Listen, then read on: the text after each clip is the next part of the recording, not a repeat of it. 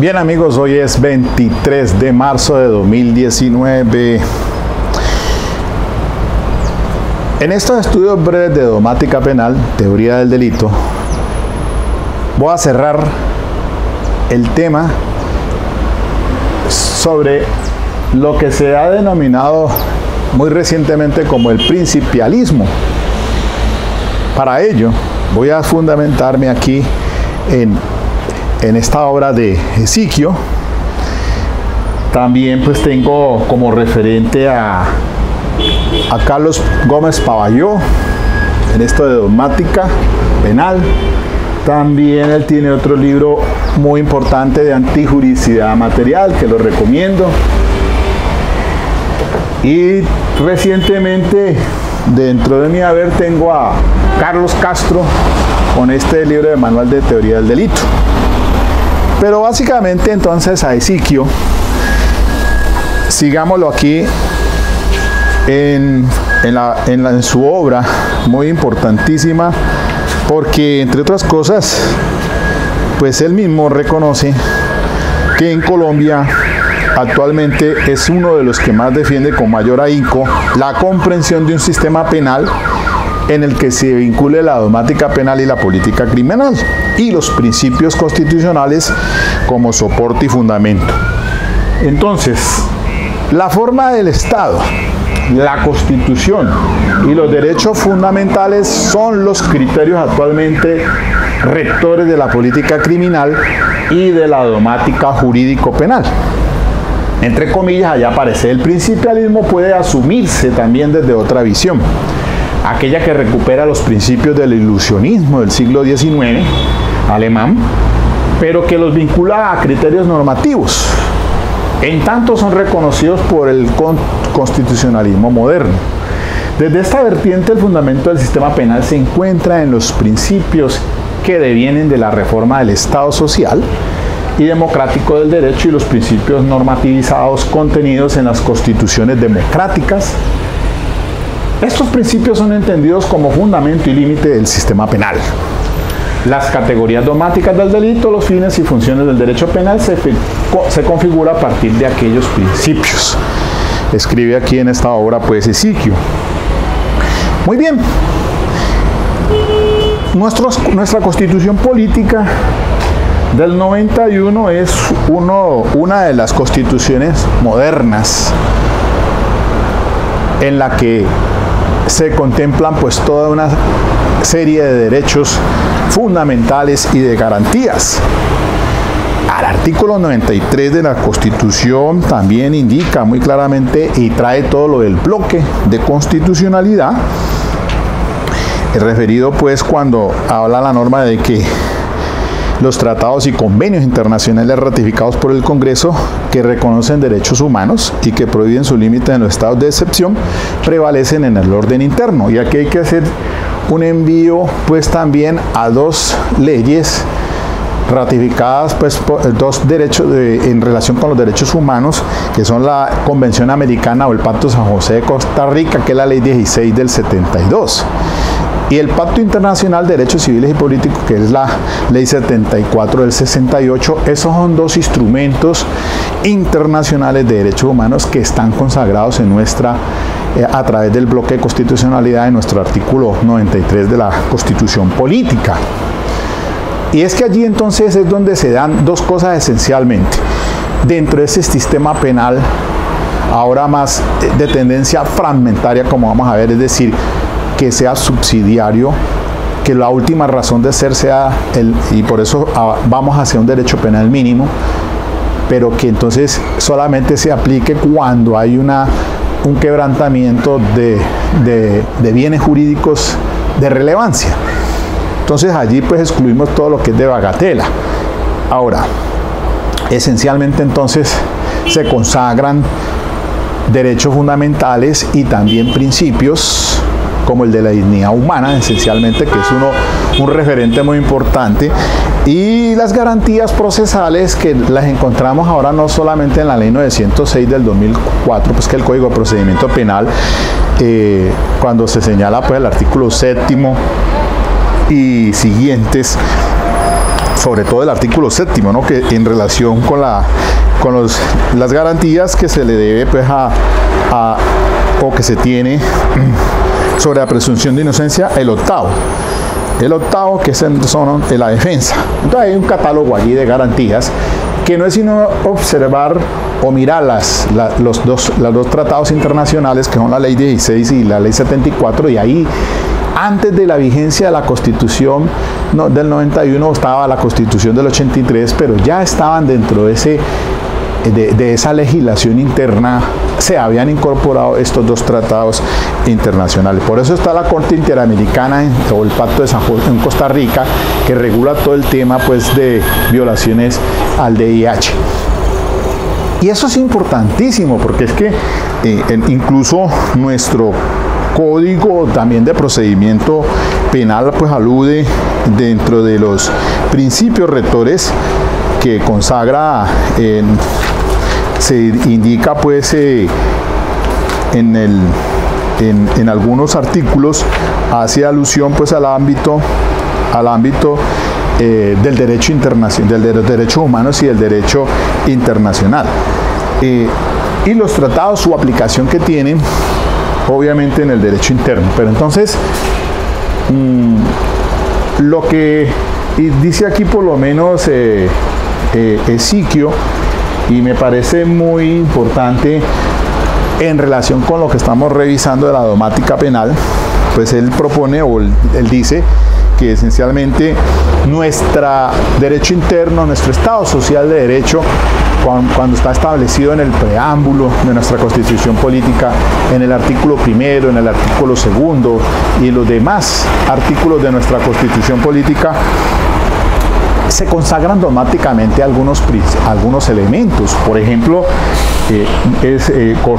cogiendo a Gómez Pavalló, en su libro sobre estudios de dogmática en penal, cuando hace referencia a la Carta Política y al injusto penal.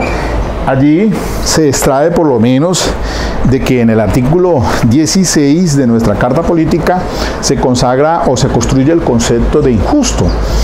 Entonces, allí cuando se dice que todas las personas tienen derecho al libre desarrollo de su personalidad, sin más limitaciones que las que le imponen los derechos de los demás y el orden jurídico. Y esto está concatenado con el artículo 95 sobre los derechos, deberes y obligaciones que tiene todo persona y ciudadano. Y dice respetar los derechos ajenos y no abusar de los propios. Ahí encontramos ese concepto dogmático de la antijuridicidad. Entonces, el desvalor de acción y el desvalor de resultado. Si bien es cierto en nuestra legislación hace más énfasis obviamente frente a la antijuridicidad material que se consagra en el artículo 11 del Código Penal, cuando indica que para que una conducta típica sea punible se requiere que lesione o ponga efectivamente en peligro sin justa causa el bien jurídicamente tutelado por la ley penal. Allí encontramos esos aspectos aquí del desvalor de resultado. Y el artículo 27, cuando habla de la tentativa, pues nos ubica frente al desvalor de acción. Por cuando dice que el que iniciare la ejecución de una conducta punible mediante actos idóneos e inequívocamente dirigidos a su consumación. De valor de resultado, porque son los medios, actos idóneos. Ya el resultado como tal, la lesión al bien jurídico, la puesta en peligro, como dice el artículo 11, que requiere que lesione, o bien hay un daño potencial real, materializado, exteriorizado, o ponga efectivamente en peligro. Entonces aquí, hoy por hoy nos estamos encontrando frente a razones de política criminal, este asunto del peligro, el peligro abstracto, el peligro concreto, y cuando se tiene alguna persona que se capture por el asunto del porte ilegal de armas, lo vamos entendiendo allí frente a esa problemática en política criminal. Entonces cuando esencialmente se van a las audiencias de control de garantías para la imposición de la medida de aseguramiento y se revisa entonces el aspecto de si es un peligro para la sociedad o para la víctima. Entonces allí el 310 de la ley adjetiva, pues hay un catálogo en la cual se hace énfasis para la imposición de la medida de aseguramiento con los fines constitucionales, ¿no? A fin de que comparezca al proceso, que no eluda la acción de la justicia, bueno, en fin, o el cumplimiento de una sentencia condenatoria. Entonces, todo eso allí lo podemos contextualizar, que efectivamente hoy por hoy pues tenemos entonces es una constitución, un derecho penal, una dogmática en penal que tiene su enfoque en esto que se está trayendo acá, que depende del Estado. El Estado depende de la constitución que se tenga y los derechos fundamentales como criterios rectores de política criminal y la dogmática jurídico penal. Si por ejemplo yo abro la ley 74 del 68, que es el Pacto Internacional, o la ley 16, que es la Convención Americana, pues allí de entrada me voy a encontrar una serie de artículos que tienen que ver con los bienes o protección de derechos fundamentales. Por decir un ejemplo, si usted coge la ley 74 o el Pacto Internacional de Derechos Civiles y Políticos, encuentra de propia mano, por ejemplo, en el artículo 6, cuando habla que el derecho a la vida es inherente a la persona humana. Este derecho estará protegido por la ley. Nadie podrá ser privado de la vida arbitrariamente. Hay que recordar que en la Constitución Política del 83 los títulos y capítulos iban no como están hoy en día. Es decir, era al contrario. Si se terminaba, por ejemplo, hoy por hoy con la ley 599 frente a los delitos contra el Estado, rebelión, asonada, sedición, antes en el catálogo de la Constitución Política del 83 era de primeros, era esencialmente estos, y entonces hoy por hoy cambia ese criterio porque realmente, y si ustedes toman por ejemplo, pues la ley 599, pues lo primero que hace referencia la norma en el Código de Penas tiene que ver, pues efectivamente, cuando abordamos el artículo 103, el 101, título primero, genocidio, delitos contra la vida y la integridad, el genocidio. El 101, el 103, el homicidio, el 102, apología al genocidio, y así sucesivamente, y se termina efectivamente el Código de Penas por último deja son ya en el plano de los delitos contra la existencia y la seguridad del Estado en el título 17, cuando el 455 y siguientes hablan pues de los delitos contra la seguridad del Estado, contra el régimen constitucional y legal, 467, rebelión, sedición, asonada. Entonces hay preponderancia, y por eso es que entonces pues está ese catálogo de derechos fundamentales, y si lo compaginamos pues entre los tratados internacionales con nuestra constitución política, pues diríamos que hoy por hoy uno de los delitos pues que tiene más trascendencia arrancamos con el derecho a la vida. El artículo 7, por ejemplo, del pacto dice: nadie podrá ser sometido a torturas, ni a penas o tratos crueles, inhumanos o degradantes. El artículo 8 sobre la esclavitud. El 9 habla sobre el derecho a la libertad. Y así. Lo mismo entonces si cogemos la ley 16 del 72, pues va a encontrar usted de primero el artículo 4, el derecho a la vida. El derecho a la integridad personal en el artículo 5, el 6 es la prohibición de la esclavitud, el 7 derecho a la libertad personal, y ya en el 8 habla son de las garantías judiciales. Lo mismo en el Pacto Internacional. En el Pacto Internacional las garantías están dadas en el texto que consagra el artículo 14. Entonces tenemos dos. El artículo 8 de la Convención Americana pues refiere todas esas garantías judiciales que hoy por hoy las encontramos efectivamente también en nuestro Código de Procedimiento Penal. Y entonces estamos pues obviamente a la par frente a que en el debido proceso y esa presunción de inocencia, pues si bien el Estado propugna pues por proteger de ciertos bienes jurídicos de relevancia, asimismo entonces también se deben dar todas las garantías judiciales, porque eso hace parte del derecho liberal, de las garantías que ¿se acuerdan ustedes cuando hablábamos de César Beccaria, de la Revolución Francesa? Toda esa incidencia que hemos ganado dentro de ese garantismo, que por ahí pues en cierta oportunidad criticaba desde este espacio que la judicatura no puede dar lugar a prevalecer el eficientismo judicial frente a las garantías, porque las garantías pues obviamente que son garantías que se dentro de este estado social de derecho.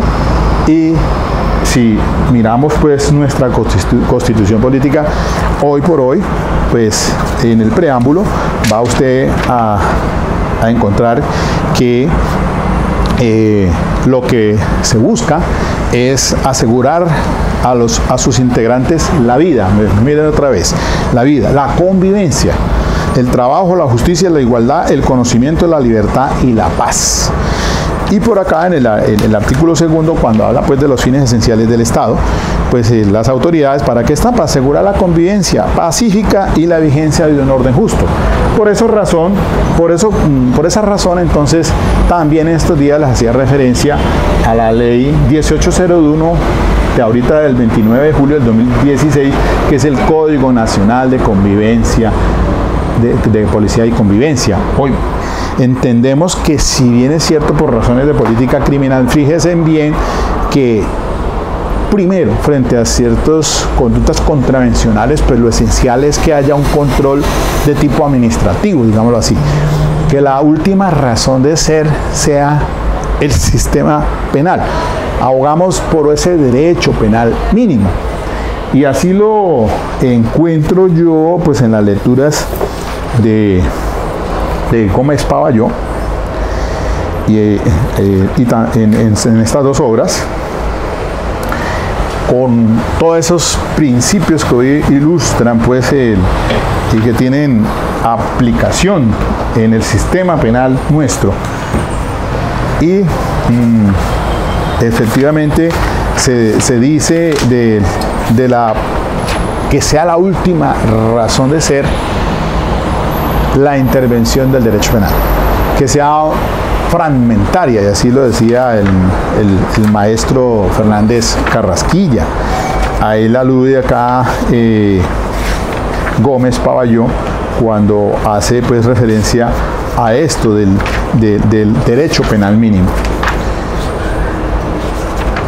Bueno, efectivamente entonces, ya pues para dar por terminado estos estudios breves en normática penal, pues si bien es cierto, nosotros tenemos la entrada en vigencia del Código de Procedimiento Penal, que es la Ley 906 del 2004, y tenemos un Código Penal que es la Ley 599 del 2000, pues esos son los instrumentos que tenemos para judicializar en los casos que se esté frente a la conducta típica, antijurídica y culpable dentro de los tres elementos del delito.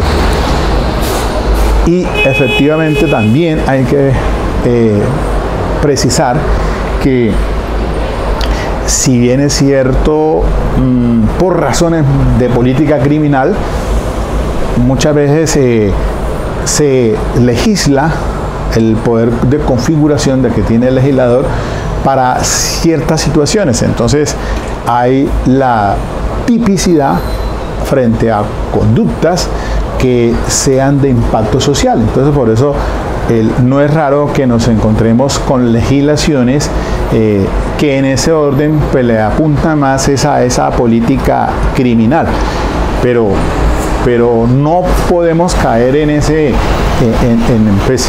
no caer en ese juego, porque realmente está bien que el Estado social de derecho pues tenga esas políticas criminales, para eso están entonces determinado a través de el Estado que se tenga social de derecho, nuestra Constitución, y que esos principios allí por ejemplo, de dignidad humana que se tienen en la Constitución política nos sirvan como referente entonces para que el Estado entonces en ciertos casos los jueces se ubiquen respecto a esa criminalidad que tienen o que manejan.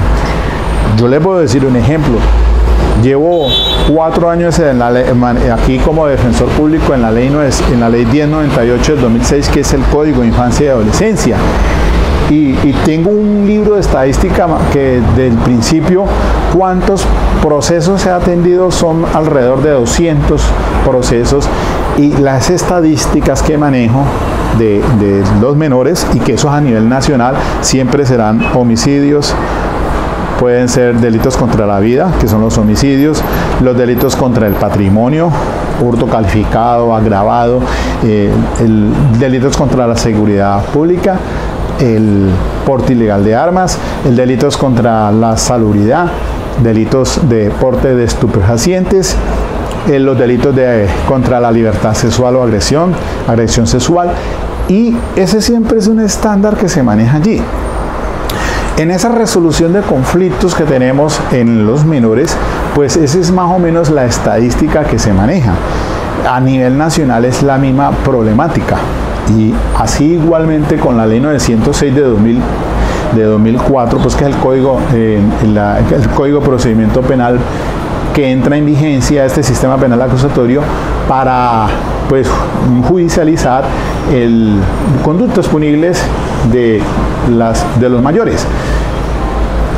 Esa estadística, creo, y es el margen muy poco en el que me voy a equivocar, porque realmente es casi lo mismo. Entonces podemos codificar las conductas punibles, y también podemos, pues se puede establecer desde un punto de vista de criminología, hacer un estándar de qué conductas punibles se cometen más de acuerdo a la edad de las personas, qué conductas punibles se cometen más de acuerdo a su estrato social, y así podríamos sacar una estadística de esa problemática que tenemos en el Estado colombiano. Pero lo que yo les quiero indicar es que el código penal tiene unas herramientas que muchas veces ni las utilizamos siquiera. Los jueces pueden, para el ejercicio pues de la dosificación de pena, por ejemplo, pues se tiene los fines tenemos los fines y funciones de la pena del artículo 4, pero tenemos el artículo 7, que es el de la igualdad material, porque dice aquí: el funcionario judicial tendrá especial consideración cuando se trate de valorar el injusto, la culpabilidad y las consecuencias jurídicas del delito en relación con las personas que se encuentran en las situaciones descritas en el inciso final del artículo 13 de la Constitución Política. Y aquí a veces nos pasamos por la faja este instrumento, porque mira el artículo 13 cuando dice en el inciso final: el Estado protegerá, la Constitución Política, el Estado protegerá especialmente a aquellas personas que por su condición económica, física o mental se encuentren en cuestión de debilidad manifiesta, y sancionará los abusos o maltratos que contra ellas se cometan. También está el artículo 61, que es otro instrumento, otra herramienta que tiene el operador judicial cuando establece lo siguiente en relación pues con dice así, artículo 61. Establecido el cuarto o cuartos dentro del que deberá determinarse la pena, el sentenciador la impondrá ponderando los siguientes aspectos: la mayor o menor gravedad de la conducta, el daño real o potencial creado. Mire bien ahí, estamos en principio de antiseguricidad material, este aspecto. La naturaleza de las causales que agraven o atenúan la punibilidad, la intensidad del dolor, la pretendida intención o la culpa concurrentes, la necesidad de pena y la función que ella ha de cumplir en el caso concreto. Además de los fundamentos señalados en el inciso anterior para efectos de la determinación de la pena, en la tentativa del valor de acción se tendrá en cuenta el mayor o menor grado de aproximación al momento consumativo y en la complicidad al mayor o menor grado de eficacia de la contribución o ayuda. Estos instrumentos tienen los jueces. Nunca, en los 4 años que he estado acá en infancia y adolescencia, lo tienen en cuenta. Siempre, de acuerdo al delito, entonces va la sanción de 2 a 8 años, si son delitos graves, homicidio, si son delitos contra agresión sexual, extorsión, pero si son delitos de bajo perfil, digámoslo así, pues está la sanción de 1 a 5 años. Pero será, vaya usted a ver si algún juez tiene en consideración esos aspectos, ¿no? Ellos llegan y se ubican en el Código de Infancia y Adolescencia, esencialmente pues en los presupuestos que establecen para imponer la sanción. Y de acuerdo al informe psicotécnico que rinde la defensora de familia, y así mismo entonces se pone la sanción. Pero vamos para entonces también para los adultos.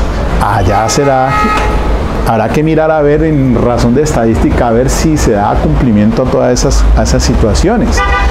Y se pregunta uno, bueno, estamos frente a esos delitos de choque, esos delitos de impacto.